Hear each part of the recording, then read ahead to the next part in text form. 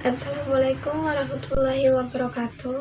Saya Suci. Materi yang pertama yaitu mengenai pengertian landasan kurikulum.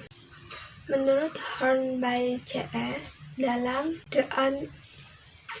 The Advanced Learned Dictionary of Children English, landasan itu adalah suatu gagasan atau kepercayaan yang menjadi sandaran sesuatu yang mendasari. Contohnya, seperti landasan agama, dasar, atau titik tolak. Menurut Sugiarto, kurikulum adalah segala pengalaman dan kegiatan yang dilaksanakan untuk pembelajaran. Segala pengalaman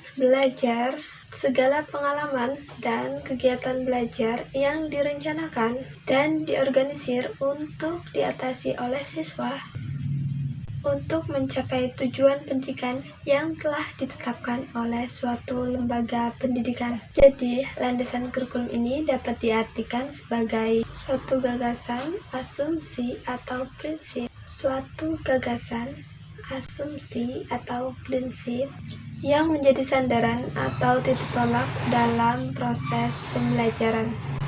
Yang menjadi sandaran atau titik tolak dalam mengembangkan kurikulum. Materi berikutnya yaitu mengenai macam-macam landasan kurikulum. Menurut Robert S. Zeiss, landasan kurikulum ini ada 4 macam, yaitu yang pertama, landasan filosofis, yang kedua, landasan psikologis, yang ketiga, landasan psikologis, yang ketiga, landasan sosiologis, dan yang terakhir ada landasan iptek. Landasan filosofis ini juga dikenal sebagai landasan filsafat, yaitu mencari landasan atau sesuatu, yaitu mencari hakikat.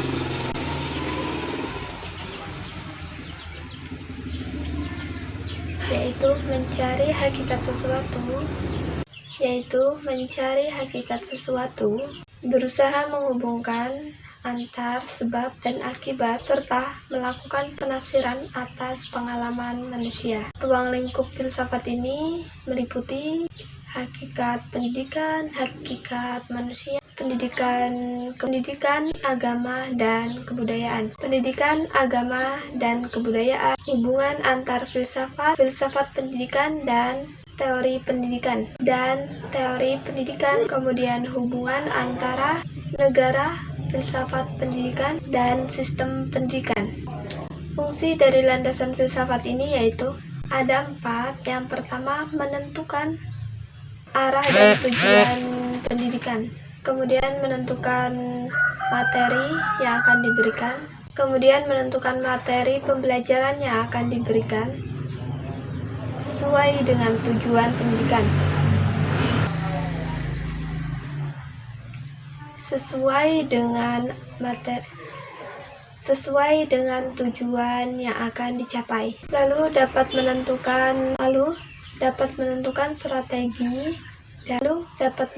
strategi atau cara pencapaian tujuan. Filsafat juga dapat ditentukan bagaimana cara menentukan tolak ukur keberhasilan suatu pendidikan, keberhasilan proses pendidikan. Selanjutnya, landasan psikologis. Landasan psikologis ini merupakan asumsi-asumsi yang bersumber pada ilmu mengenai tingkah laku mental seseorang. Seseorang di sini yaitu yang kita ketahui adalah peserta didik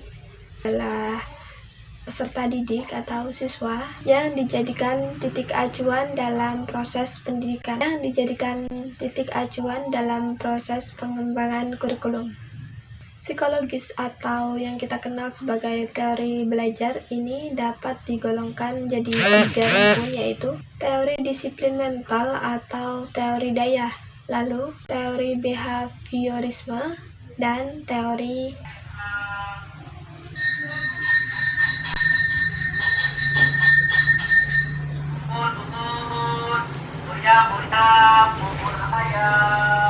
Ada 2 hal yang harus diperhatikan dalam teori landasan Ada dua hal yang perlu diperhatikan dalam landasan psikologis ini, yaitu psikologis pengembangan dan psikologis belajar. Selanjutnya yaitu landasan sosiologis. Dalam pengembangan kurikulum ini perlu diperhatikan ya, masalah-masalah sosial yang ada di sekitar. Masalah-masalah sosial yang ada di lingkungan masyarakat. Menurut H. Malik, kehidupan pada.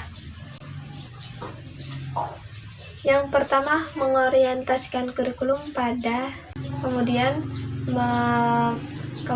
membantu merumuskan, lalu membantu pelaksanaan berbagai prinsip dalam proses yang dipelajari melalui pengalaman-pengalaman kurikuler, sehingga merangsang minat murid dalam belajar dan mengusahakan kegiatan belajar.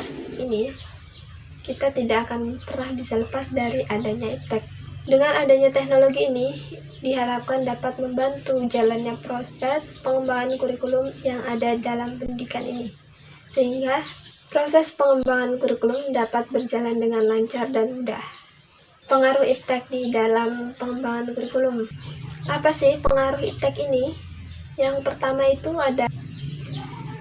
pertama, memacu dan mempercepat pertumbuhan suatu bangsa, pertumbuhan serta pembangunan suatu bangsa untuk mencapai tujuannya menjadi masyarakat yang mandiri, maju, dan sejahtera.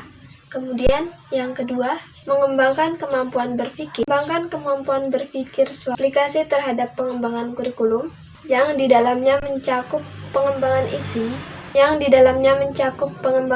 atau materi pendidikan, penggunaan strategi dan media pembelajaran, serta penggunaan sistem evaluasi. Sekian pemaparan materi mengenai landasan kurikulum dari saya. Apabila ada kesalahan dalam penyampaian, saya mohon maaf. Wassalamualaikum warahmatullahi wabarakatuh.